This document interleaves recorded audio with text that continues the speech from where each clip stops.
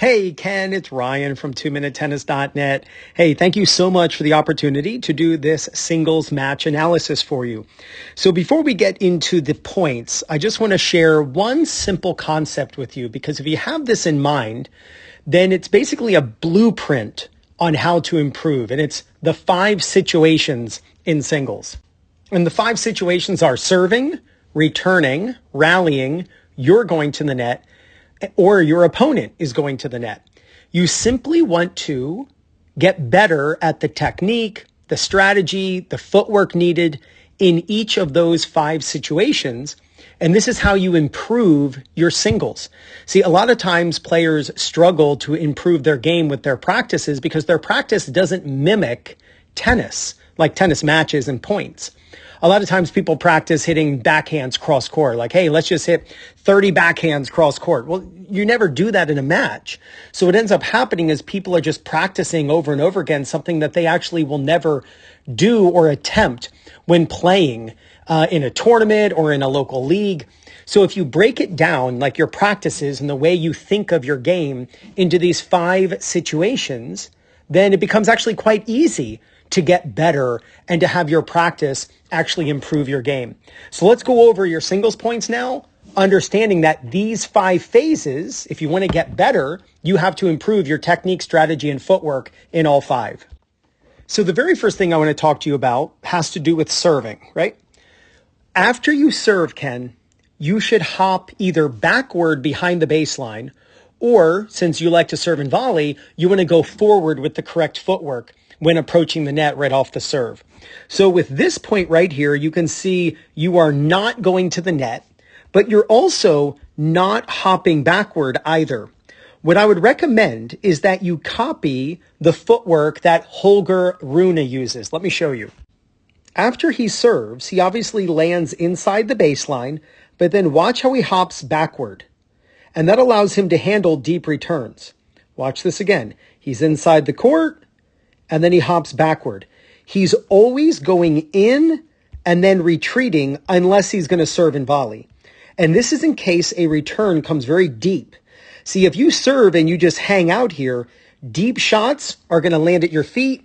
And even if they don't land at your feet, meaning you do move backward, you're going to be moving backward rather than being established. So after you serve, you should hop backward the way Holger does right here. And it's not just 1 or 2. Like, this is point after point after point, hopping backward every single time. I want you to practice this when you go out to hit serves. Hit a serve, but don't just like go into the court and then come back, or land inside the baseline and stay. I want you to land inside the baseline and then hop backward to get used to the footwork after serving. So here you are jumping into the court, but then you're staying there. So if you're playing someone who's very good and is hitting very deep, you're going to be in trouble. So pay attention to that, work on that, hit your serve, jump backward and split step, and do a bucket of serves that way. And it will actually translate beautifully into your matches. Next, let's talk about when you're coming to the net. So you hit a return here. It's a little short, but this player definitely does not take advantage of when you hit short. In fact, hitting short is actually a good strategy against this guy because he does not like to come to the net. It was very obvious. He would move in, hit the shot, and then move backward, and we'll talk about that in a moment. But he hits a slice here that pops up. Whenever your opponent hits a floating shot like this, it is critical that you hit the ball at the peak. What you did often is the ball would land short, you would come in, and instead of hitting the ball at the peak, which allows for you to maximize air target over the net, you get to drive the ball and have consistency, you'll notice you allow the ball to drop. And because of this, now you have to roll the ball with spin rather than driving the ball if you hit it at the peak. So I want you to, with a friend, take a lesson with a local pro. Whether it's a ball machine you're hitting on, you've got to practice getting a ball, whether it's slice or just flat or even topspin, whatever, a short ball that has a little air under it, like this guy did. He floats a ball. I want you to really practice coming in, Ken, and hitting the ball at the peak. It's going to get you closer to the net, which right there gives the opponent less time to react, right? the ball has a shorter distance. You're going to get like safety over the net. You're going to be able to drive the ball rather than trying to lift the ball. And when you contact the ball higher, the ball is going to stay low. See, when you let the ball drop, you have to spin it, which makes the ball jump up, and then it actually be easier for the opponent to handle. Now, you do end up winning this point, and he ends up missing, but not really the idea that we're talking about here. Yes, you're going to win the point more often than not in this situation anyway, but you've got to practice hitting the ball at the peak, unless the peak is way above your head. Well, then you're going to let the ball drop to like shoulder level. But don't let this ball drop. You've got to hit the ball at the peak, have an urgency to get up to the net, and you're going to win more of these points. Here, we're going to talk about your return of serve. So the opponent is hitting his second serve, and you can see it's a slower serve than his first. When you're dealing with a return of serve, what you don't want to do is just hit it right back to him. You've got a weak ball. I really like that you're playing this ball near the peak, which is awesome. That's what you want to do on the short ball that we just talked about. When you're returning a weaker second serve, what you want to do is avoid the center third of the court. And you want to aim more to the outer thirds and not to the line. You want to hit the safety post, which is right about there and right about there. The safety post gives you margin, right? It keeps the ball away from him, but it also allows you to make sure that you're not just hemorrhaging points left and right because you're aiming for too small of a target. And you can see this is exactly what you do. You hit the ball very close to the safety post. Safety post is like 4 feet in and 4 feet in, right? So this is the safety post. So man, you hit a great shot. Plenty of margin. It's good and deep in the middle of no man's land, but it's tough for him to handle. So much so that he gets over and tries to squash shot it and he ends up missing the shot. So when you're dealing with a second serve, especially when it's a weaker second serve that you can step in, make sure that you pre-plan hitting to the outer thirds and that you don't go to the middle. Now, one thing I will say is when you hit to the outer thirds of the court and he is in trouble, and the moment you strike it, like you're a good player, you know the moment you strike the ball that he's going to be in trouble, immediately follow it up. Because if he gets there and he hits that ball back, you want to be in to volley it away before he has time to recover. So hit a strong shot to the outer third, but if you do hit that strong shot, immediately follow it up by going forward and split stepping and attacking and taking time away from the opponent. Now, this is a first serve return. And you can see it's a much bigger shot. I want you to notice where he's staying. He's staying inside the baseline. This is not what we just saw Holger do. Holger served and then jumped backward because the pros know I got to get out of no man's land because if the ball comes deep, I'm going to get caught with a half volley and hit a weak shot. And this is exactly what happens. Now, when you're returning a first serve, especially when it's strong, you are aiming down the middle of the court. Now, you might hit it over here or hit it over there, which is the whole point of aiming to the middle because it gives you margin and you can miss your target and still be, the ball still lands in. But the goal is to aim deep down the middle. Your shot lands really close to the baseline, and look where he is. His right foot, he's straddling the baseline. His right foot's inside the baseline. And because your shot is so deep and because he did not move backward after his serve, he ends up missing the shot. And so this is why I wanted you to jump backward, because I don't want this to happen to you. If you go out and play Jannik Sinner, I know that sounds silly, but if you go out and play someone who's incredibly skilled in tennis and they're just constantly hitting deep returns and you haven't trained yourself to move backward after the serve, then you're going to get caught with that deep shot. So just a perfect example of you putting your opponent in a precarious situation, the situation that I want you to avoid by moving backward after you serve. Now we're going to discuss when you're at the net hitting a volley. So you hit an approach shot. I love how much you go to the net, which is awesome. Like, keep attacking. It's great. You make one slight misstep, pun intended. So there is a proper timing you want to use on the step of a volley. What you want to do is hit, then step. So you're hitting a backhand volley, so you should be stepping with your right foot. And you are, and you know that. But it's important that you do them in the right order.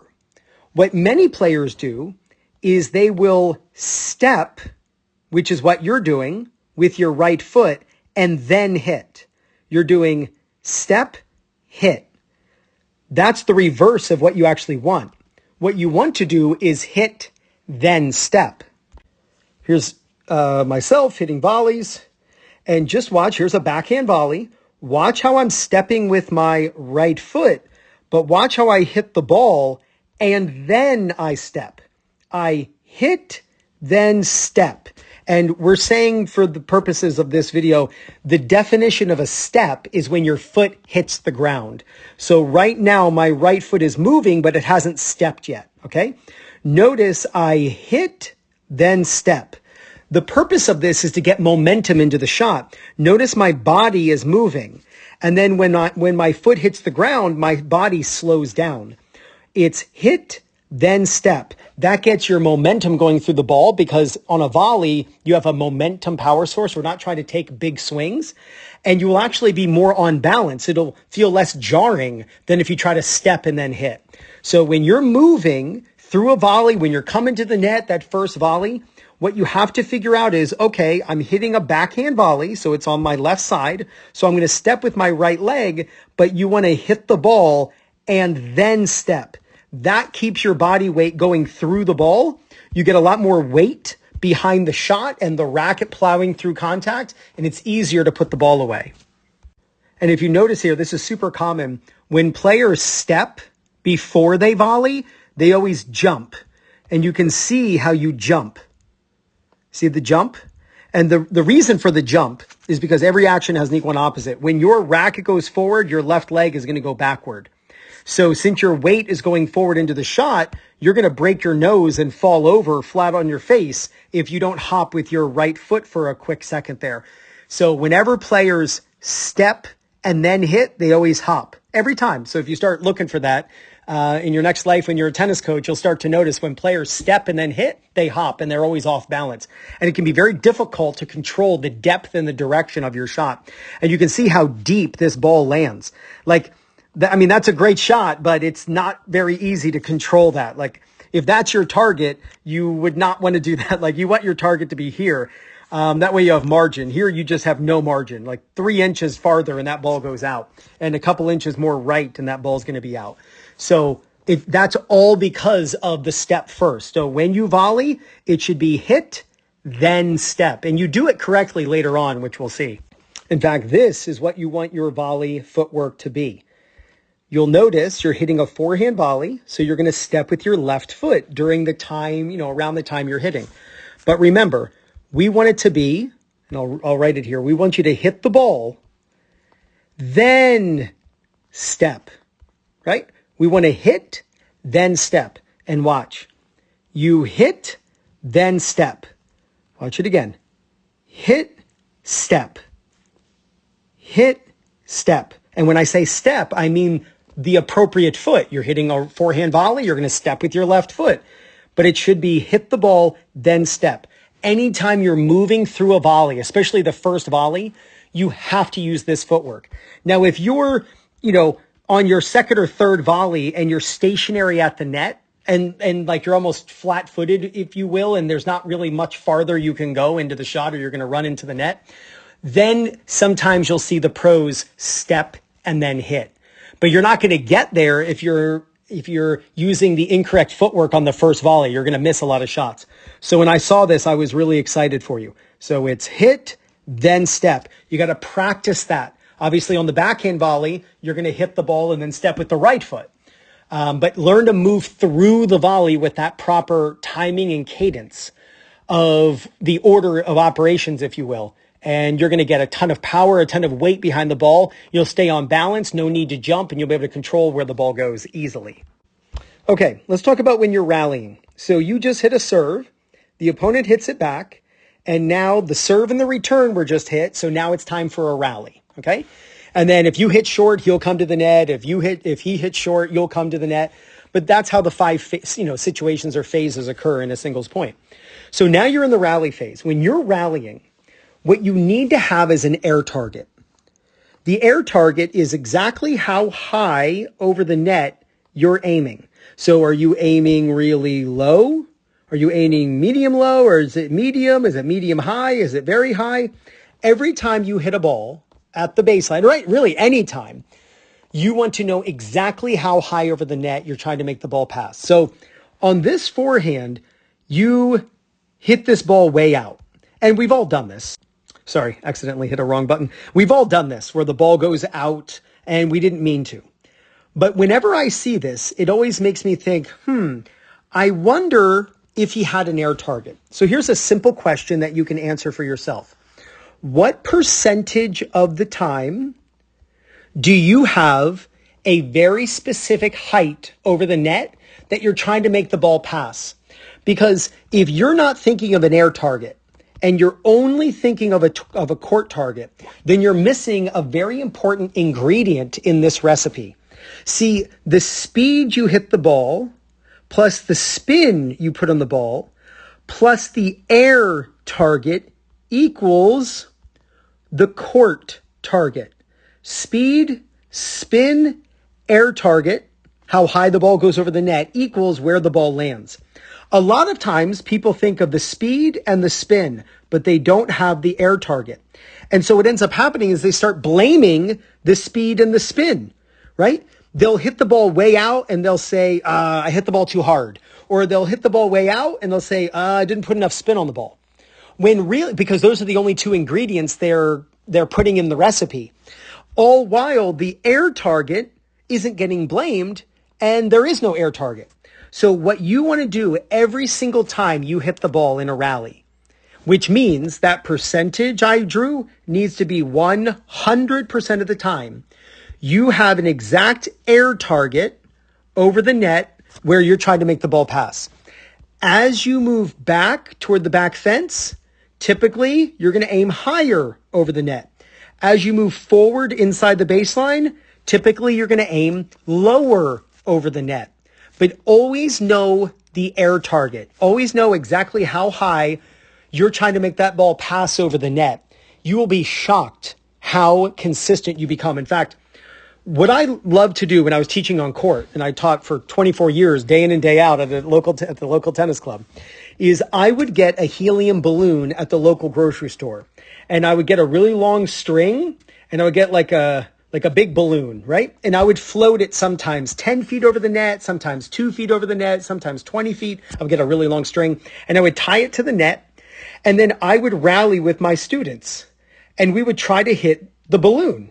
Right? I would get a big Olaf balloon for the kids or whatever, a big Mickey Mouse balloon, whatever. And we would try to hit the helium balloon. You would be shocked how consistent 3 O's, 3 5s, 4 O's even become when you just add an air target where they're trying to hit something very specific above the net. In my experience, when I ask players, what percentage of the time do you have an air target? They'll say something like 10% or 20% or 30%, or sometimes they say, oh, Ryan, I never think of an air target. Well, that explains a lack of consistency. If you want your ball to land shorter, you aim lower. If you want your ball to land deeper, you aim higher. And all things being equal, that is how you control the depth of your shot. So if you're hitting in the net or if you're hitting out, don't blame the speed or spin first. Actually blame the air target, or if you even had an air target first. And then if you did have an air target, see if you were aiming too high or too low. That's actually the key to consistency. But whenever people hit a ball really high over the net, it didn't really seem like you shanked it. I mean, maybe you did. I would assume that you don't just hit balls like that. You're a very good player. But it just kind of prompted the idea of, you know what? I'm going to mention an air target to Ken. That one piece of advice will make you so consistent. Now, I do want to mention one thing about the rally phase. So when you're hitting back and forth, well, let me say it this way. There are 3 ways to play someone in singles when it comes to your formation, if you will. Okay? You can have both of you at the baseline. You can come to the net a lot, which means they're at the baseline. And then you can stay at the baseline and you can bring them to the net. Rarely in singles are you both at the net. Right? You're not just like playing volley to volley tennis like it's pickleball. That really just doesn't happen. So it's one of these three situations. What you want to do is figure out which one of these three gives you the best opportunity to win. Because a lot of times we think, oh man, I got to get to the net. I got to attack. Well, if it's a really windy day or it's very sunny and every time you come in, they lob it super high and you're just missing overheads, whatever, then maybe it's in your best interest not to go to the net. Maybe they're really inconsistent. So then you just want to have long rallies where they just miss on the third ball and you don't have to do anything. Whenever you're playing someone, Ken, you have to decipher very early on in the match, okay, which one of those three, baseline to baseline, I'm going to the net, or I'm going to bring him to the net. Which one of those three gives you the best chance to win? Or maybe the second best chance to win, right? What you'll notice here is against this gentleman, you hit the ball short, ball lands in the service box, he comes in, he hits, does a slide, and then he retreats. The moment that occurs, you know he does not want to attack. So what you actually want to do against players like this is hit short on purpose to bring him up and make him a fish out of water, make him very uncomfortable. You'll notice here, now you hit the ball deep and he has no chance of hitting that shot, right? It's very easy. He has no way to really handle this shot. So if you ever play this guy again, hit more drop shots, but not to win the point, not like Jannik Sinner or even like Carlos Alcaraz drop shots where you're trying to win the point, right? Just hit it short to draw him up into this deep no man's land area. What I mean deep is like he's really moving up into no man's land. Not way up into the service box, but you'll see he's still in no man's land, but he's really gone up far into no man's land. When he does this, he then retreats. And now he's in no man's land while you're hitting the ball. And that, whether you hit it right at his feet, whatever, he is very susceptible to a deep shot from here. Or maybe you even he's moving backward and you go for another drop shot. Like all of these opportunities present themselves to you when you hit the ball short like this. So don't always think that you got to hit the ball deep against him. And really, like anybody who does this, when you hit the ball short to someone and they squander that opportunity and move backward, which you can see he does right here, you know that he would much rather stay at the baseline. So you need to start hitting short on the return. You just hit a drop shot for no reason. He wants to stay back. So you hit short on purpose and you make him uncomfortable. Now, speaking of air targets, here are 5 shots where the air target produces the depth of your shot. So let's look at how high this ball goes over the net. So the ball is crossing the net like right about there. So there's the ball. There's the air target. Look how high that ball is going over the net. And look how deep the ball lands. And then you do it again. Look how deep the ball travels. Because look how high the ball travels over the net. There's the air target about 4 feet over the net. Then the ball lands deep in the court. Let's look at it again. There's an air target about 3.5 feet over the net. Ball lands super deep in the court. Then you do it again. Air target, that ball's about 3 feet over the net. That's about the height of the net right there. So it's about 2 net heights. So it's 6 feet off the ground, 3 feet over the net. And the ball lands deep. And then you do it again. Air target, that ball goes about 5 feet over the net, 6 feet over the net. Look how deep that ball lands in the court. Now you do come forward with a short ball and you end up hitting the net, which isn't the worst thing in the world because you're inside the court. So you know to aim lower. So you could almost say this is an acceptable miss because as you move inside the court, you should aim lower over the net, which is okay. But I loved this sequence of 5 shots in a row where you had beautiful height over the net, which gave you the depth of your shot. Whenever players say that they can't get their shots deep, I always tell them then you need to aim higher over the net and almost make the ball feel like it's rising as it crosses the net. That's what's going to give you great depth. Such a perfect example of how to get the ball to land close to your opponent's baseline. So, Ken, as I mentioned, you either want to do the Holger Rune after you serve, or you should start going forward. Now, one thing I noticed when I watched you playing is you often would serve, and it kind of looked like you were calculating if and noticing, or more observing, did the ball go in? And then once the serve went in, then you committed to going forward. And you can kind of see that. You serve, and then you kind of hold your balance as that ball in, and then you start running forward. When you are serving and volleying, you want to use the 1, 2, 3 split step footwork. After you serve, you take 3 steps and then split step. And you'll be right 90% of the time without any thought process whatsoever as you go forward. What you'll notice is here is step number 1, landing. All right, so that's step 1. Then step 2, then step 3. Now he's hitting the ball right now, so you need to split step. And you can see you kind of keep going forward with these, this is what I call Sammy Davis Jr. steps, where you're like tap dancing almost. And I want you to have a really clean split step. When you go out to practice your serves, yes, I want you to do the whole Garuna where you serve and then move backward and split step behind the baseline. But I also want you to practice the serve 1, 2, 3 split step footwork. Let me show you a pro using this technique. So this is Marat Safin, and this is Rendy Liu. He is, you may or may not have heard of him, he is the most decorated player on the Challenger Tour of all time. He has won the most Challenger Tour tournaments, and he is actually the best player ever to come out of Taiwan. So here he is at the courts of UCLA, and watch him land out of his serve. There's step 1, right? So when you land on your left foot, that's step 1, then step 2, then step 3, and split. That's what you want. 1, 2, 3, split. The reason that works is on average, the ball will be struck by the returner at a time where after you take 3 steps, if you do a split step, the split step is going to be well timed. Then he hits. You'll notice, by the way, he hits, then steps with the right foot, right? Watch, hit, then step, hit, then step, which is exactly what I taught you.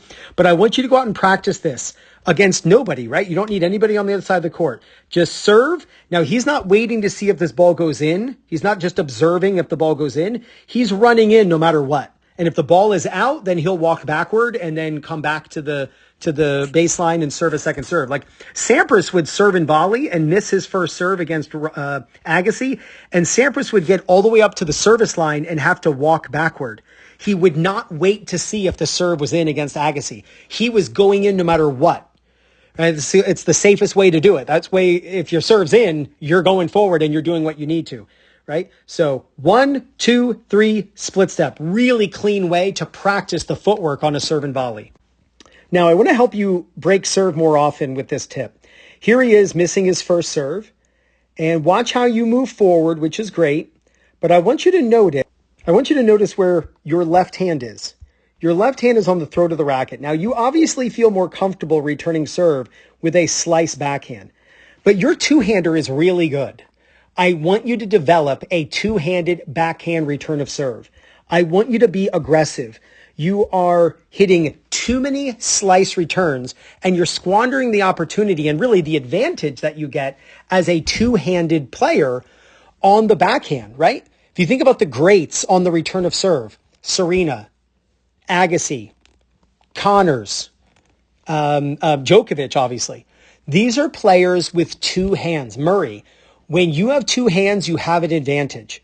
Rarely are one-handers great at returns. So I want you to develop a two-handed return of serve, especially on a weaker second serve that you can blast. And even if it's not weak and he's serving really fast, I don't want you to always have to float the ball.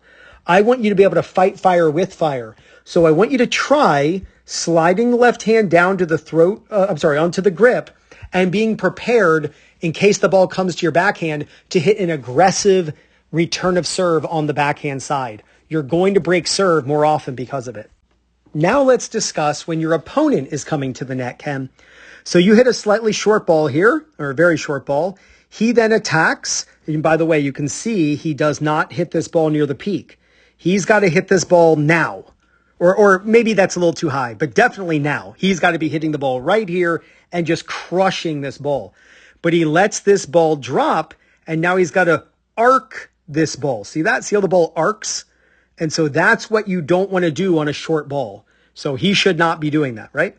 But that's okay. You both do it. So neither one of you is at a disadvantage. I'm just trying to give you the advantage. So he's approaching. Now you're in trouble. You're moving laterally. You're on your backhand side. You're slicing it.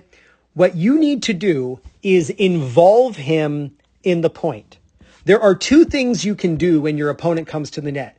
You can avoid them or you can involve them, right? I would much rather you have the idea that you're going to involve your opponent, because it is very difficult to hit a winner, whether it's a perfect down the line, a perfect cross court, a perfect lob that, he can't even get. It's very difficult to hit a winner off of this shot, right? You're defensive. Hitting winners is an offensive shot. So this is where I tell people, either hit the ball low to your opponent or hit it really high and buy yourself time to get back into the court. Have the ball rapidly descend as it drops and accelerates due to gravity. It makes it tough for him to handle a rapidly descending lob on an overhead. And you do that exactly. Watch, you hit the ball and you hit the ball low to him, right? And notice, by the way, he steps with his left foot and then volleys, which is actually not what you want to do, right? As I mentioned, but because he's stepping and then hitting, and what you want to do is hit and then step. But now you're recovering and he hits the ball very deep. You're inside the baseline, moving backward behind the baseline. So you are defensive. You're moving backward. Now, in this scenario, what type of shot do you need to hit, right? You need to hit a shot that involves him again. You are defensive. When you're defensive, you do not want to go for an offensive shot. When you're defensive, do not go for an offensive shot. So in this scenario right here, you need to hit a defensive lob. Now you have your topspin grip. It would be great to change to a volley grip and just lob the ball back. And I don't know if you were going for a pass here. I'm really not sure what shot you were going for. The shot you went for, though, is going to be a very low percentage shot. Because if you put the ball into play quickly to him and you're running over, well, then you're over here and you outkick your coverage and then he hits it over here and there's no chance to get it. So in this scenario, I love that you gave him a low ball. Right here, you just need to hit what I call the 3-second lob. You got to keep the ball in the air for 3 seconds, which is not easy to do, by the way. Like, I'll show you how long 3 seconds is. There's your shot right there. Let's run a timer and let's see how long 3 seconds is. Like right now, your ball is bouncing, right? So we got to keep going, keep going, keep going. We're in the next point, keep going. And now you're at 3 seconds. That's how high you've got to lob. Like the defensive lob is going to win you more points than an offensive lob. Topspin offensive lobs are overutilized in rec tennis. And what they don't do is they don't prey on the opponent's weakness. So your opponent is not going out taking lessons, working on overheads off of sky-high lobs. They're just not. And anytime I teach that, Ken, what you read the comment section on my YouTube videos, they'll say, yeah, but Ryan, if you did that to me, I would just let the ball bounce and then I would hit an overhead. Yeah. And then I tell them, when was the last time you practiced that? When was the last time you went out onto the court and your opponent hit sky high lobs and you hit bounce overheads? Because that is very difficult to do. The pros make it look easy and we feel like we can do it like the pros. It is not easy at all. And all you have to do is attempt 10 of them and you go, wow, this is much more difficult and it's not as comfortable as I thought, or I'm not as comfortable as I thought I'd be in that situation. So when you are in trouble, you go for a shot that involves your opponent, whether you're going to try to hit it at their feet or you're going to lob super, super high and let them screw up the rapidly descending lob that, when descending lob and they're going to hit the overhead on it. Just involve your opponent rather than avoiding them with your shot, and you'll win more points in this situation, this phase, when they're at the net and you're back. Here's a return of serve. You can see your left hand on the throat, and then all you can do is chip it, and you chip it long. So this is a perfect opportunity for a two-hander to just blast the return.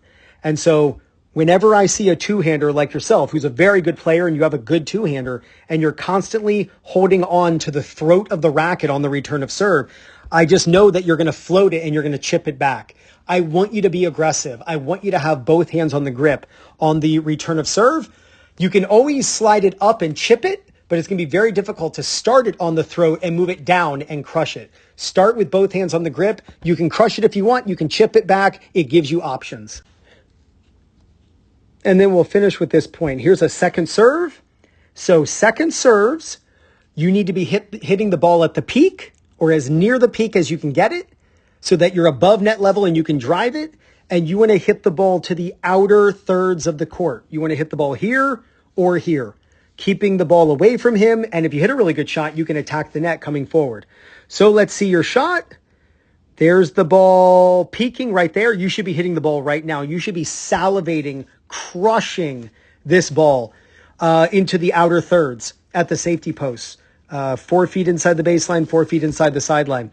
And watch how you let this ball drop. So now you have to arc the ball rather like you're not taking, and I think you can see this now. He's pushing this serve into play and you're letting the ball just hit the ball right now. Hey, let's put a timer down. Let's see how much later you are playing this ball. Wow, right?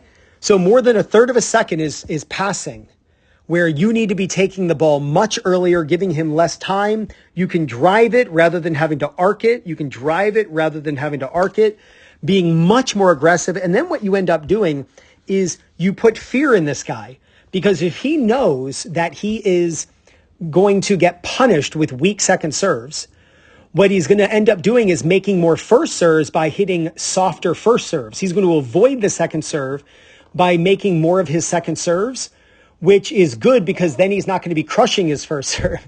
He's going to be hitting weaker first serves too, right? See how that works? There's actually a trickle down effect with this. So do not let weak balls drop. You've got to get up to this ball and you've got to hit it near the peak. If you do, you're going to break serve more often. All right, Ken. So now let's go over each situation and then the ideas we went over. First, on the serve, I want you to practice either jumping backward and then split stepping like Holger, or use the 1-2-3 split step like Rendy Liu. I don't want you serving and just staying. That's the one you don't want. And that's what most people do. Either serve and move backward and split step like Holger, or if you're going to serve and volley, the moment you land the serve, that's step number one. And you don't wait to see if your serve is in. Land and go like 1-2-3 split step. And those are things you can easily add to your serve practice by yourself. You don't need anyone else. And you practice the footwork after the serve. Number 2, the return of serve. First, I want you to work on having your left hand on the grip, ready to attack. If with both hands on the grip, the ball comes in and you want to hit a slice, you can always move it up to the throat. But I want you ready to attack if needed, because some of the serves he was hitting to your backhand, you could have really hit a ferocious Andre Agassi return of serve and attacked. You're good enough. And if it's not something you feel comfortable doing, then you got to practice it because you're only going to get better at stuff you practice, because you really need to be able to hurt your opponent, not just on the forehand return, but also on the backhand. Number 2, I want you to aim first serves, like the return of a first serve, deep down the middle. So you just cut the court into thirds. And on a strong first serve, you're returning deep down the middle. 3, you're going to aim second serves to the outer thirds. So you're going to avoid the opponent and actually hit to the outer third because it's a weaker ball, so you can attack. And when it comes to the shot, number 4, I want you to hit second serves at the peak. So you get a weak second serve coming in, do not let the ball drop, because then you got to roll it and you got to bring that ball up and down and the ball jumps up. I want you to hit the ball at the peak so you can drive it. That ball will actually stay lower when it bounces. It'll skid. And this way you're closer to your opponent. It takes less time for the ball to get to where you need it to go. Your opponent has less time. You're closer to the net so you can get in quickly. And all in all, obviously, I don't need to talk you into playing the ball above net level on a short ball is much better if you have the opportunity to do so than letting the ball drop to net level or even below. All right, the rally. Always have an air target in mind. The speed you hit the ball plus the spin you put on the ball plus the height the ball travels over the net as it crosses the net. What is the height? It equals where the ball lands. And so you have to have those 3 ingredients so that you can properly calculate how to hit your court target. As you move backward, aim a little higher typically. As you move inside the court, aim a little bit lower. And then number 2, if your opponent doesn't like coming to the net, then hit short on purpose. And the way you do that is just aim a little bit lower. You could do that on the return of serve, just out of nowhere during a rally. And it's not a drop shot. It's just short. You're just hitting a short ball. Can be slice. You're very good at slice. And that way the ball kind of skids and stays low. But don't be afraid to hit the ball short to draw them in, to make them uncomfortable. Most players we play against, they want to stay behind the baseline. And so when you play someone who you can tell is not attacking when you hit short and they're coming in like he did and then retreating, don't be afraid to hit short on purpose. He wants you to always hit deep. So regulate the height over the net to hit short to bring him up. That's going to make him uncomfortable. He's then going to be retreating from no man's land. And now a deep shot or a corner shot is going to be very effective. All right. You're going to the net. First off, you got to make sure that you're aiming low, right? So you want to hit the ball near the peak. You want to attack anytime you get a short ball, whether it's during the rally or off of a weak second serve.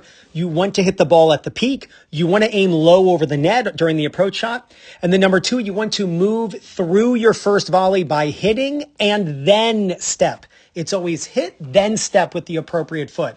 Backhand volley, you hit and then you step with the right foot. On a forehand volley, and we saw a great forehand volley from you with the footwork. You hit, then you stepped with the left foot. So you have the appropriate foot stepping. You're just stepping before you hit on some of those shots. So we want to make sure, and I didn't show you all of them to save time, but you want to hit the ball and then step, just like what I demonstrated with my footwork. That's the way you move through a volley. Tons of pace, tons of depth control. There's so much weight behind the ball because you have all that momentum into the shot. Work on that on your ball machine, with a friend, with a coach. You'll feel the difference instantly. And last, Ken, your opponent's going to the net. You want to involve them by aiming low to them, very low or very high. You're not playing John McEnroe. You're not playing Martina Navratilova. I will tell you, if you're playing Martina Navratilova and she's attacking the net, do not involve her. Avoid her at all costs, okay? She has so many Grand Slam wins. It's just not in your best interest to put the ball on her racket. But since you're not playing Martina or Stefan Edberg or John McEnroe, and you're playing, Bob, the accountant from down the street, then guess what? You get to involve him because it's going to increase the likelihood that you win. But your goal is to either hit it low to them by hitting up, take a little pace off the ball and let spin and speed come to their feet, or hit the ball super high. Number two here is defensive lobs are more effective than offensive lobs. Don't feel like when you lob the ball up that you have to avoid your opponent. You will win more points by not trying to make the ball go over their head and land behind them, which typically the ball lands long, right? Because you're trying to avoid them. So you end up avoiding the court. But instead, involve them by just hitting the ball super high. Think of the 3-second lob. Get that ball way up in the air. The higher you lob, the more likely you're going to win the point. I always tell people, you got height and you got depth. Which is more important? You ask most players, they say depth. Oh, you got to get your lob deep. You got to get your lob deep. No, you got to get your lob high. Yes, depth is great, but height is the key to winning. Start hitting really high lobs. Your opponent will hate it. So Ken, thank you so much for the opportunity to do this singles match analysis.